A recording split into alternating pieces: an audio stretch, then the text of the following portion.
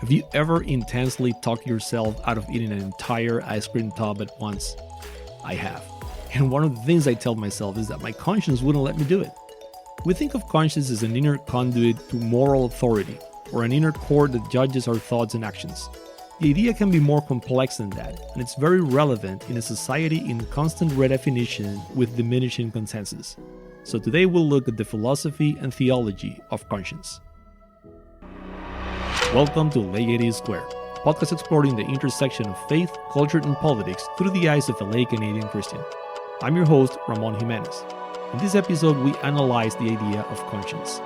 What is its origin? How does it relate to our morality? And what is the importance of laws and government protecting it? Let's check.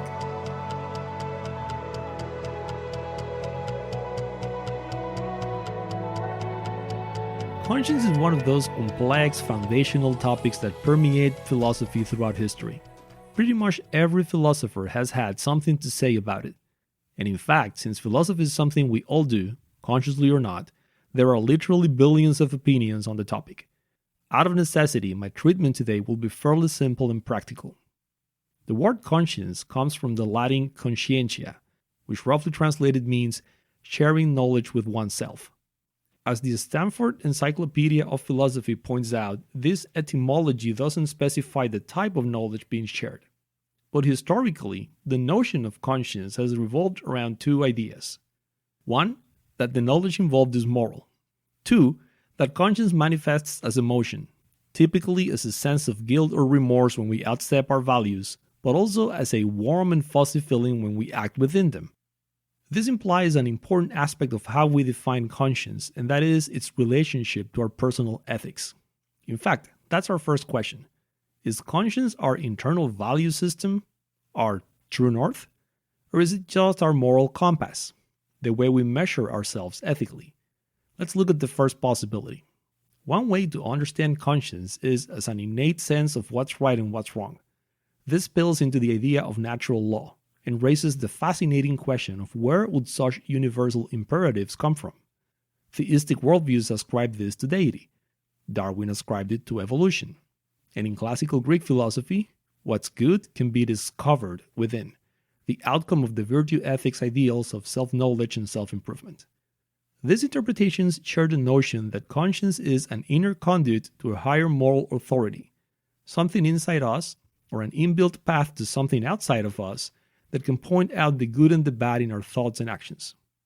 Other thinkers alter this definition of conscience by equating it with a moral memory of sorts, not something we are innately born with, or that is given to us, but something we develop as our experiences with society, and more specifically its authorities, shape our sense of what's right and what's wrong. In this viewpoint proposed by Freud and others, we interiorize at some subconscious level the rewards and consequences of our behaviors.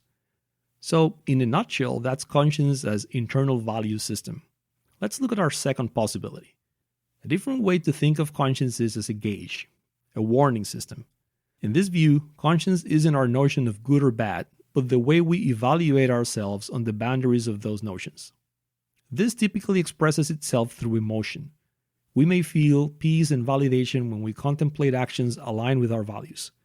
Or we may feel discomfort if we think or act in ways we consider immoral or fail to act how we think we ought. This raises three complications. First, emotions are low bandwidth communication. What I mean by that is that unlike reason and language, emotions can't convey refined arguments. If I feel uncomfortable about a choice, I need to dig deep and carefully analyze what exactly is the problem and what exactly is causing it. I think that we wouldn't want a legal and government system based on emotions. But at first blush, with our conscience, that's what we get. Second, emotions aren't entirely reliable. Not all that makes me feel good will neatly fall within my value system, and not every apprehension or negative feeling means that I am considering something wrong, morally speaking. Third, emotions can be overridden. My conscience could do a great job at pointing out exactly what is it I am about to mess up, and I can still choose to ignore it. Don't get me wrong, conscience understood in this way is powerful and useful, but it does have limitations. What is the Christian theology of conscience? On one level, the Bible does uphold the idea of an inherent moral law built into us. In his letter to the church in Rome, the Apostle Paul speaks of the requirements of the law written on the hearts of Gentiles, that is, non-Jewish people. But then he goes on to say, their consciences also bear witness. Suneidesis, the New Testament Greek word translated as conscience, thus refers to moral awareness. Even as the Bible upholds an innate moral law given to all humans by God, it more specifically refers to conscience as an awareness of that moral law. Biblical doctrines on conscience provide an illuminating window into Christian ethics. Christianity connects conscience with the notion of knowledge I introduced in the beginning. While conscience expresses itself as emotion, ultimately it gauges my value system, which must be grounded in the Bible's unambiguous and explicit mandates. In other words, my value system should reflect God's definition of the good life. And by that token, violating my conscience is a sin, because it makes me break God's law. This calls for a clear and thorough understanding of biblical doctrine because ignorance isn't an excuse. If my Christian value system is deficient, blindly following my conscience now becomes a sin. To illustrate this in non-religious terms, imagine that you didn't know that driving without a seatbelt is illegal. Your ignorance doesn't spare you from the consequences. Just because you don't know and you don't feel there's anything wrong with it, it doesn't mean you can do it. So at the outset, the Christian's value system is epistemically aligned with the Bible, and violating his conscience clearly is a sin. But what about areas that aren't clearly mandated? Things like dietary choices, the use of alcohol, excluding inebriation, recreation, celebration of holidays. We call this disputable things, or matters of indifference. On matters where the Bible affords us freedom, we are expected to develop a strong point of view about them and to behave accordingly. Violating one's conscience on these matters is also a sin, even though they aren't grounded in universal mandates. This is why you run into issues like this. You find nothing wrong with social drinking, and you are surprised when a Christian friend refuses a drink. You say, the Bible doesn't forbid drinking, just inebriation. And you're right. But in this matter of conscience, your friend has freely and firmly chosen not to drink. Thus, drinking would violate her conscience. Developing a conviction on a matter of freedom becomes as binding as a mandate. However, in this scenario, the doctrine is expanded to also respect the conscience of others, who may arrive at different conclusions in the same freedom. Let's say I drink, but you don't. My drinking may cause you to reluctantly have a drink, to violate your conscience, simply because you think that's what I'm doing. If I realize that this is going on, I should refrain from drinking in front of you. This isn't violating my own conscience. It's more like extending it to consider the effects of my actions on others. To summarize, Christian conscience is a gauge on my value system, which should comprise clear biblical mandates and strongly held personal views on matters of freedom. Provided I have done those things, it is a sin to violate my conscience. On matters of freedom, I shouldn't impose my viewpoints on others, nor critique their selections.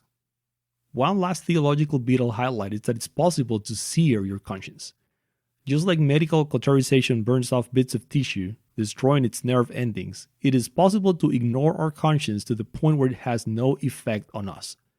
Christians are warned not to let that happen, and real-world examples abound of chaos ensuing when humans fail on this. This is particularly troublesome when societies adopt communal consciences that are influenced or shaped by social mores. What do you think most people thought their consciences told them about slavery back when it was legal? I'm sure you can come up with other examples. With this, I'll transition to the last segment, the impact of conscience matters on law, government, and society. Human rights considered universal in Western civilization include the Christian ideal of preserving individual freedom of conscience. In Canada, freedom of conscience is enshrined in Section 2A of the Charter of Rights and Freedoms, and this echoes concepts like conscience votes, where politicians are free to break from party lines to vote their conscience on a bill, or medical conscience clauses, which protect health professionals from performing procedures that would violate their conscience, or conscientious objection to participating in war, carrying and using weapons, or receiving specific medical procedures against a person's sincerely held beliefs. However, the ongoing secularization of Canadian society continues to redefine our moral system and with it our notion of conscience. Historically, forcing a doctor to perform an abortion or to provide medical assistance in death has been construed as a violation of the doctor's conscience. But lately, some voices are suggesting that protecting this would in turn violate the conscience of the person seeking these procedures. I anticipate that these debates will increase in social and legal prominence over the next few years. Other than being aware, I don't have much to offer on that front. But on our daily interpersonal conversations, I find that conscience provides a powerful tool to analyze and discuss viewpoints. You start with a shared definition of conscience. Then, you explore the grounding for the underlying value system, which matters it considers unequivocally good or bad, and which ones entail freedom of conscience. And that lets you understand the grounds on which actions and opinions are justified or objected to. This doesn't mean that you'll always convince the other party or condone or accept their decisions. But I think of any opportunity to learn more about how others think as a good conversation. On my end, I'll strive to develop strong and well-articulated viewpoints and to refine and strengthen my conscience as I do so. And I wish the same for you. Thanks for thinking with me today. I'll talk to you soon. Thanks for listening. Laity Square is available wherever you get podcasts. Visit laitysquare.org to listen on demand, subscribe, watch closed captioned episodes, or join the conversation. Once again, for more, just visit laitysquare.org.